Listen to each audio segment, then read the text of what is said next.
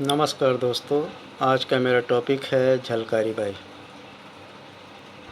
22 नवंबर 1830 से 4 अप्रैल 1857 तक या 1890 तक।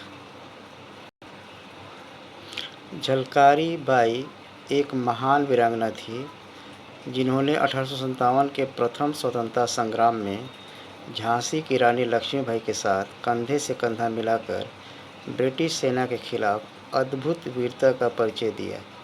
वे झांसी की सेना में महिला शाखा दुर्गा दल की सेनापति थी और रानी लक्ष्मीबाई की विश्वसनीय सलाहकार भी थी।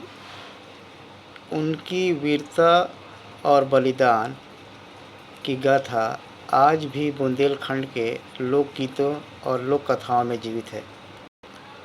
झलकारी बाई का जन्म 22 नवंबर 1830 को उत्तर प्रदेश के झांसी के निकट भोजला गांव में एक गरीब कोली परिवार में हुआ था। उनके पिता का नाम सदुआ सिंह उर्फ मूलचंद कोली और माता का नाम जमुनाबाई उर्फ धनिया था। बचपन में ही उनकी मां का देहांत हो गया, जिसके कारण घरेलू जिम्मेदारियां उनके कंधों पर आ गई। उनके पिता ने उनका पालन लड़कों की तरह किया। उनके पिता ने उनको घुड़सवारी, हथियार चलाने, तीरंदाजी और कुश्ती जैसे कौशलों में प्रशिक्षित किया।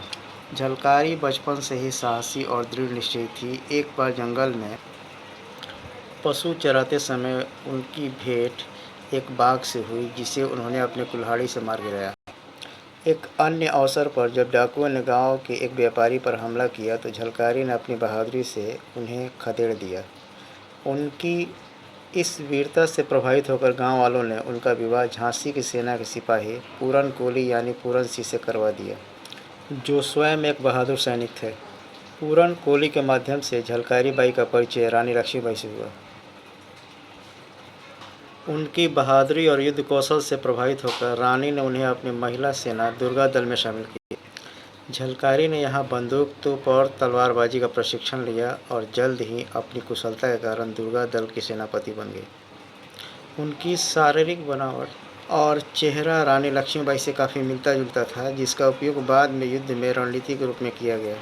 1857 में जब ब्रिटिश सेना ने जनरल ह्यूग रोज के नेतृत्व में झांसी के किले पर हमला किया तो झलकारी ने अदम्य साहस का परिचय दिया।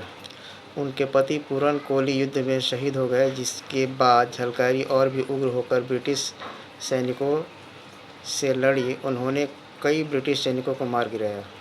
झलकारी बाई की सबसे बड़ी वीरता तब देखने को मिली जब झांसी का किला ब्रिटिश सेना ने घेर लिया था।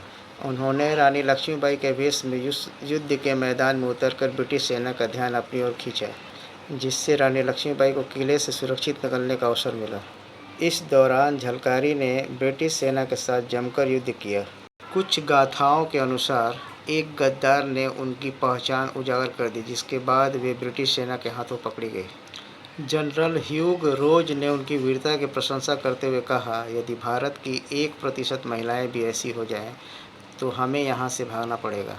झलकारी की मृत्यु को लेकर इतिहासकारों में मतभेद है। कुछ स्रोतों के अनुसार वे 4 अप्रैल 1857 को युद्ध में वीरगति को प्राप्त हुई, जबकि अन्य स्रोतों का दावा है कि वे ब्रिटिश कैद से भाग निकली और 1890 तक जीवित रहीं। झलकारी बाई की वीरता का आज भी बुंदेलखंड के लोकगीतों में गाई जाती है। राष्ट्रकवि मैथिली शरण गुप्त ने उनकी वीरता का वर्णन अपनी पंक्तियों में किया है, जो इस प्रकार है। जाकर रण में ललकारी थी, वह तो झांसी की झलकारी थी। गोरों से लड़ना सीख गई है, इतिहास में झलक रही, वह भारत की ही नारी थी। उनके सम्मान में हर साल झलकारी बाई जयंती मनाई जाती है, विशेष रूप से दलित समुदाय में, जो उन्हें देवी के रूप में पूजते हैं। 2017 में राष्ट्रपति रामनाथ कोविंद ने भोपाल में उनकी प्रतिमा का अनावरण किया। 2019 में Bollywood film Manikarnika the queen of Jhansi में अभिनेत्री अंकिता लोखंडे ने झलकारी बाई की भूमिका निभाई। झलकारी बाई एक ऐसी वीरांगना थी जिन्होंने न केवल अपनी वीरता से ब्रिटिश सेना को चुनौती दी थी, बल्कि रानी लक्ष्मीबाई के प्रति अपनी निष्ठा और देशभक्ति का अनुपम उदाहरण प्रस्तुत किया। उनकी कहानी साहस, बलिदान और देश प्रेम का प्रतीक है जो आज भी लाखों लोगों को प्रेरित करती है। Thanks for watching. Please like, subscribe, comment and share this video with maximum people. मिलते हैं एक नए वीडियो में।